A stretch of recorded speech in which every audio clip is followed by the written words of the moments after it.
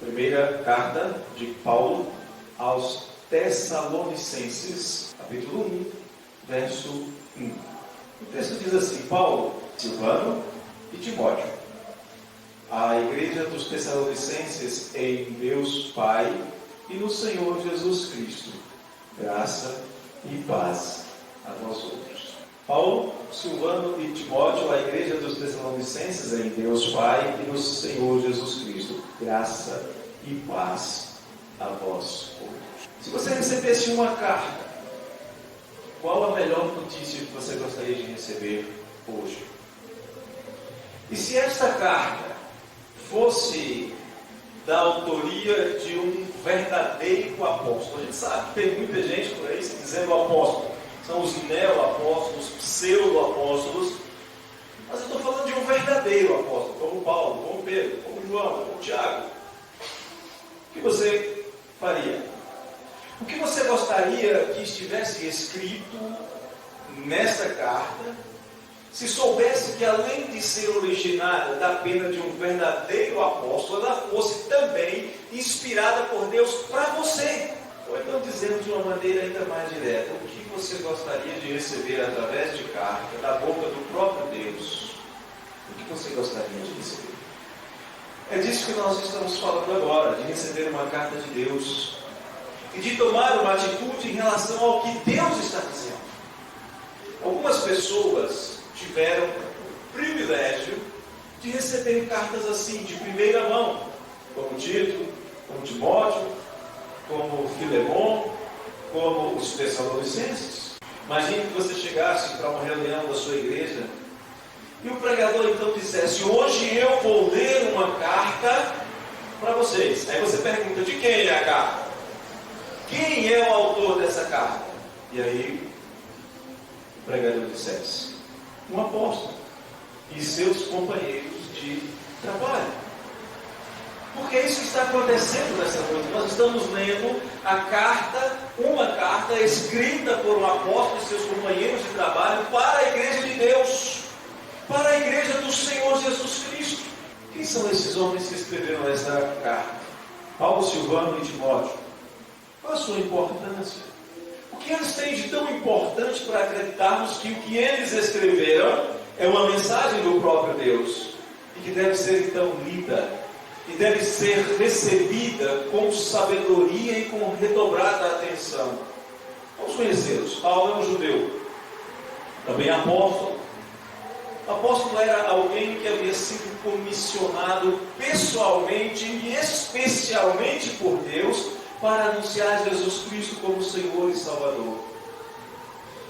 Paulo é aquele homem que sofreu uma grande transformação. Ele era um perseguidor da igreja, mas ele acaba se tornando um perseguido por amor a Cristo e à igreja, porque submeteu a sua vida ao Senhor, porque passou a deleitar-se e servir ao soberano Senhor, mesmo sabendo que isso lhe traria enorme sofrimento. Já no seu chamado, no capítulo 9 do livro de Atos, para que a gente não pense: não, Paulo só descobriu que ia sofrer mais tarde. Já no capítulo 9, quando ele é convertido, já é dito: eu vou mostrar a Paulo quanto lhe importa sofrer pelo meu nome. Ele já começa o ministério sabendo: vou sofrer por causa de Cristo. E Paulo foi nada mais, nada menos do que o maior pregador do primeiro século. E é interessante que nesta carta Paulo não se apresenta como apóstolo. É interessante isso. Em várias outras, se nós olharmos, por exemplo, a carta aos Gálatas, ele diz: apóstolo da parte de Deus Pai, pela vontade de Jesus Cristo. Aqui não, ele não fala nada, por um motivo muito simples. Os Tessalonicenses não questionaram a apostolicidade de Paulo. Os coríntios questionavam, havia Gálatas que questionavam, Efésios que questionavam, mas os Tessalonicenses não.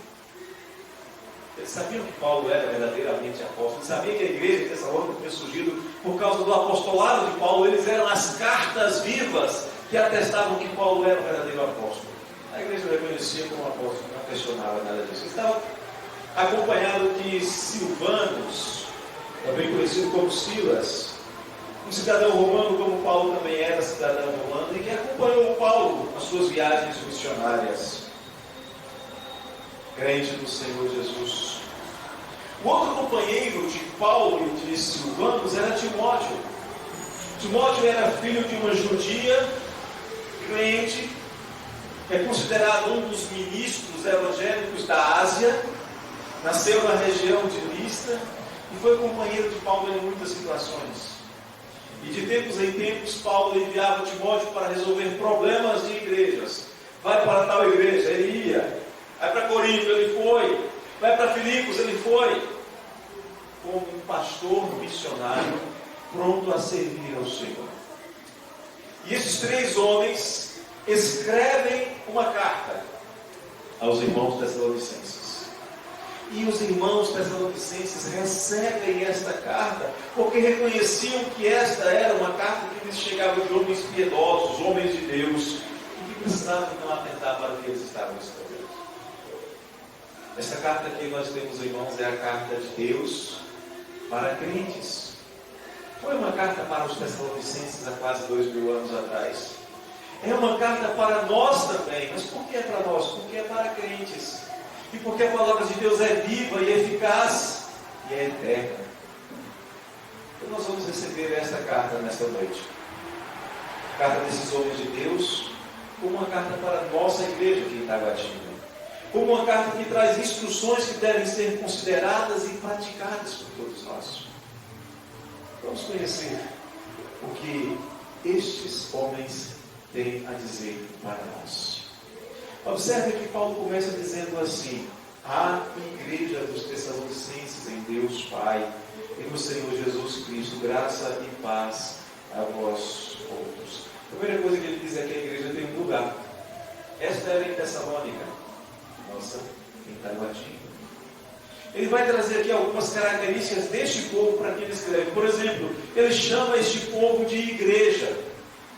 Nós estamos tão acostumados com essa palavra, tão acostumados que parece que é algo a chamar a igreja de igreja normal. Mas o que significa ser igreja, afinal? A primeira e mais importante dessas características desse destinatário é que eles eram parte da comunidade daqueles que foram chamados por Deus para deixar de pertencer ao mundo, para deixar de pertencer ao diabo e para serem tornados povo de Deus, propriedade particular do Senhor Jesus, aqueles pelos quais o Senhor deu o seu próprio Filho para pagar o preço dos seus pecados e fazer de vocês igreja, a comunidade dos que foram chamados para fora do pecado e para entrar em aliança com Deus.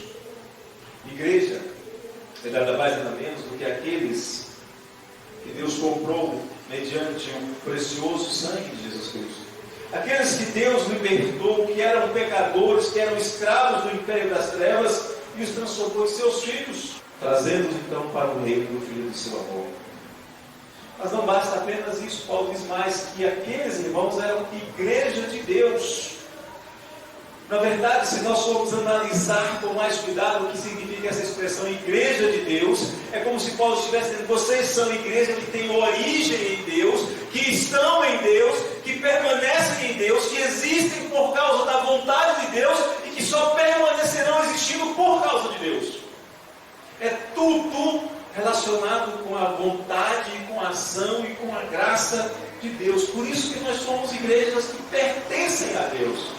Não é por nossa vontade. O Senhor Jesus diz: não fostes vós quem me escolhestes, eu vos escolhi a vós outros. Igreja é diferente de sociedade religiosa. Igreja é diferente de associação de caridade. Igreja é a comunidade daqueles que pertencem ao Senhor, porque o Senhor quis assim. Essa igreja de Tessalônica era composta por pessoas que abandonaram os ídolos para crerem em Deus. Eram pessoas que abandonaram as suas tradições religiosas, como os judeus que não tinham ídolos, mas tinham tradições, que abandonaram as suas tradições para crerem em Jesus Cristo. E todos eles passaram a correr riscos. Todos eles passaram a ser perseguidos quando a oposição se levantou contra o Evangelho. Muitos foram martirizados. Quando Paulo diz: vocês são igreja de Deus, é porque vocês foram chamados para Cristo, de acordo com o propósito do Pai, para viver para Cristo, porque recebeu uma vida nova, a vida de Cristo. Mas esse texto vai nos apresentar de maneira muito simples e sucinta duas bênçãos que só a igreja de Deus tem. Você não vai achar essas bênçãos em lugar nenhum. Você não vai achar essas bênçãos em clube nenhum, em associação nenhuma, em partido político nenhum, em escola, em lugar nenhum. Você vai encontrar estas duas bênçãos. Vamos voltar ao texto. Os autores dizem assim: a igreja dos Tessalonicenses em Deus Pai e do Senhor Jesus Cristo, graça e paz aos outros. Quando os habitantes de Tessalônica receberam o apóstolo Paulo pela primeira vez, eles eram incrédulos.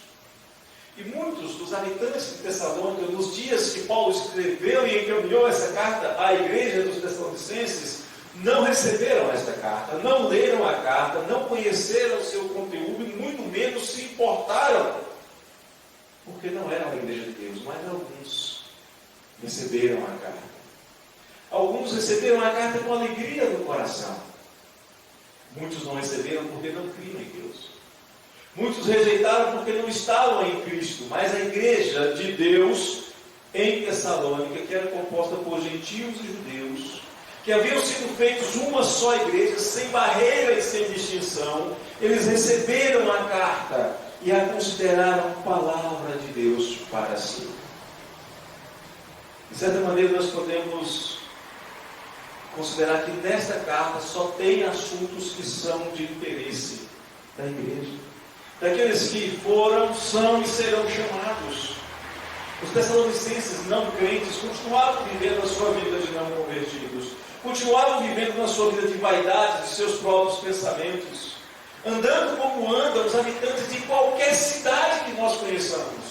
Qualquer cidade por onde nós passemos, nós vamos encontrar homens e mulheres que não creem no Messias, que não são de Deus, que não estão em Cristo, homens e mulheres que, segundo a palavra de Deus, são sem Deus no mundo, e vão viver sem se importar com o que Paulo escreveu aos Tessalonicenses. Então esta carta, este texto, este verso, é para quem está em Cristo, para quem crê em Deus, para quem já ouviu o chamado, ou para quem está ouvindo o chamado hoje. Quais são as bênçãos que Paulo nos apresenta aqui nesse texto? Vamos tentar entender quais eram essas bênçãos. Porque a igreja de Tessalônica já usufruía. É uma igreja que nasceu em meio à perseguição. É uma igreja que viu membros serem presos, espancados. É uma igreja que aprendeu que é uma graça padecendo por Cristo, além da graça de crer nele. Mas essa igreja tinha algumas coisas que nenhuma perseguição podia tirar, que nenhuma dificuldade podia tirar, que nenhuma prisão, que nenhum maltrato seria capaz de tirar. E eu tenho certeza que esta é a oferta que Deus faz para todos aqueles pecadores que arrependidos creem em Jesus e confiam a sua vida às mãos do Salvador. Eu tenho certeza que esta é a oferta que Deus continua fazendo para cada um, ainda hoje, ainda agora. Que promessa, que bênçãos são essas, afinal? Bom, na verdade, Paulo fala de duas. E quando nós lemos as cartas de Paulo, parece que elas passam desapercebidas. Qual é a primeira bênção? Paulo começa dizendo assim: meus irmãos que são tessalonicenses, crentes em Deus Pai, do Senhor Jesus Cristo, graça e paz. Primeira bênção, primeira coisa que Paulo deseja que seja a experiência constante da igreja de Tessalônica é graça, charis. Ele deseja que a graça de Deus seja uma constante na vida da igreja. E o que é graça? Tenho certeza que você quer experimentar isso. Graça é a bondade misericordiosa de Deus. Graça é a expressão da bondade de Deus através da qual Ele age para abençoar pecadores. Para abençoar pecadores que nada mereciam além de condenação. Graça é a substituição da merecida manifestação da ira de Deus sobre pecadores, lançando-os na morte eterna, mas em lugar disso, substituindo o que eles mereciam, transformando os pecadores em filhos do seu amor. Eles eram filhos da ira e são transformados em filhos do seu amor. E ao invés de lançá-los no inferno, Deus os faz assentarem-se nos lugares celestiais em Cristo Jesus. Isso é graça. É pela graça que Deus vai exercer influência santa sobre a alma de pecadores, que vai lhes dar um novo princípio de vida. Pecadores que estavam mortos em seus delitos e pecados, Ele ressuscita. É pela graça que o Senhor capacita pecadores para que se voltem para Cristo, porque sem a graça não se voltariam. Paulo diz que é pela graça que nós somos salvos mediante a fé, e o Senhor é o autor e consumador da fé. E isso não vem de nenhum de nós, é um dom de Deus. É pela graça que pecadores são fortalecidos e crescem na fé. É pela graça que o coração de pecadores é enternecido, é cheio de ternos afetos e misericórdias, e vai em direção a Cristo, e passa a amar a Cristo e o corpo de Cristo, a igreja. É pela graça que nós somos capacitados a amar outros que são tão pecadores quanto nós. É pela graça que pecadores são despertados para o exercício das virtudes cristãs, para viverem de maneira justa, sensata e piedosa, quando todos querem viver de maneira injusta, insensata e ímpia. Não existe nenhuma outra razão para nós estarmos aqui, queridos, que não seja a graça de Deus. Não há nenhuma outra razão para você estar vivo que não seja a graça de Deus. Não há nenhuma outra razão para nós continuarmos na igreja que não seja a graça de Deus. Não há nenhum outro motivo para você ter esperança de salvação em Cristo Jesus, a não ser na graça de Deus, porque simplesmente nem você, nem eu, nem qualquer outra pessoa mereceríamos qualquer coisa de Deus. Todos nós somos pecadores. E a Bíblia diz que o salário do pecado é a morte. Como pecadores merecemos a condenação, e essa condenação é expressa em ira. Mas pela graça, a natureza carnal vai sendo mortificada.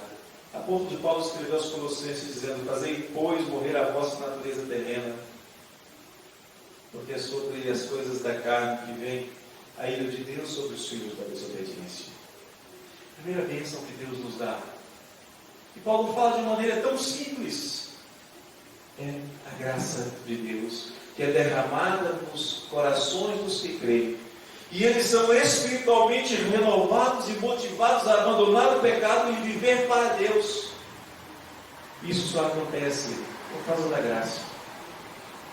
Mas Paulo fala de uma segunda bênção, tão maravilhosa quanto a primeira, ao lado da graça. E por causa da graça, Paulo vai falar de paz por Deus. Em Romanos 5:1, Paulo diz: justificados, pois, mediante a fé, temos paz com Deus por meio de nosso Senhor Jesus Cristo. A palavra paz vem do verbo eirô, que significa juntar, amealhar, por fim, a separação. Paulo usa essa expressão, por exemplo, em Efésios 2:12. Naquele tempo estáveis sem Cristo, separados da comunidade de Israel e estranhos às alianças da promessa, não tendo esperança e sem Deus no mundo. Quando Paulo diz que aquela igreja experimentava e deveria experimentar a paz de Deus, significa que a separação que havia entre os pecadores e o Senhor Deus havia sido removida.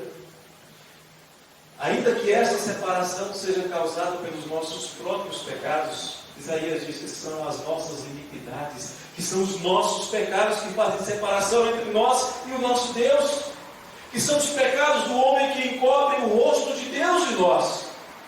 E Ele então não ouve os pecadores. Essa paz que excede todo o entendimento, essa paz é estabelecida pela vontade de Deus. E o fim dessa separação vai trazer segurança, porque ela vem da vontade do Senhor Deus. E nós sabemos que Deus é aquele em quem não pode existir variação ou sombra de mudança. Quando Ele diz assim será, é porque será assim. Então, quando nós confiamos em Deus, experimentamos a paz com Deus, isso vai resultar em uma alma tranquila, que tem certeza da sua salvação. Não porque alcançou por méritos, mas porque foi dada por intermédio e pelos méritos de Cristo.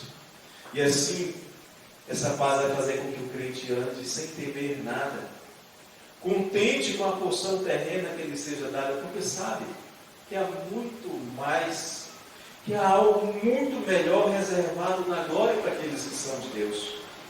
Mesmo em meio aos sofrimentos, Paulo escreve aos Romanos, no capítulo 8, verso 18, dizendo assim: porque para mim, eu tenho por certo que os sofrimentos do tempo presente, e ele sofria, chicoteado, apedrejado, perseguido, enclausurado, ele diz: eu tenho por certo que os sofrimentos do tempo presente não podem ser comparados com a glória que há de ser revelada em nós.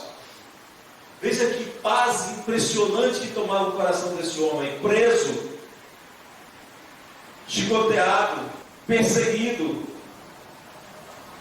Ainda assim ele diz: eu sei que isso aqui é muito pouco, porque tem algo muito, infinitamente melhor reservado para mim.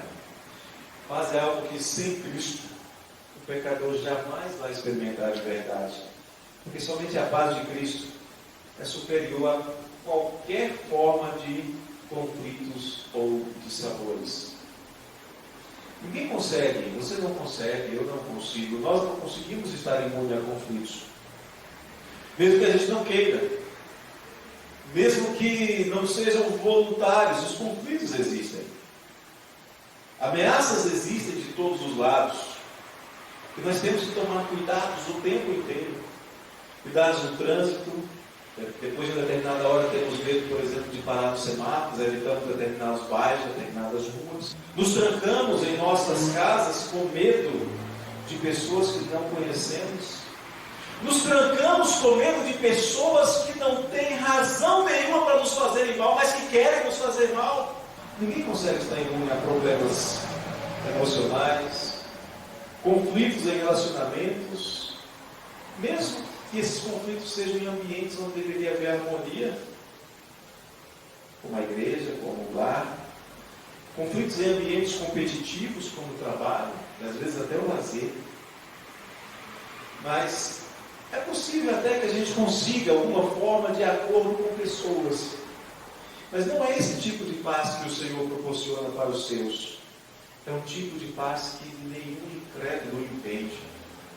É um tipo de paz que só aquele que está em Cristo entende e experimenta, porque o Senhor concede paz com Ele mesmo, mediante a obra meritória, mediatória de Cristo Jesus. É aquela paz que Deus diz para você: você é meu, eu sou o teu Deus, não temas, eu te tomo pela tua mão direita, eu te guio, eu não vou deixar você cair, e se você cair, eu vou te levantar. Paz de Deus, paz com Deus, privilégio daqueles que invocam ao Senhor em sinceridade.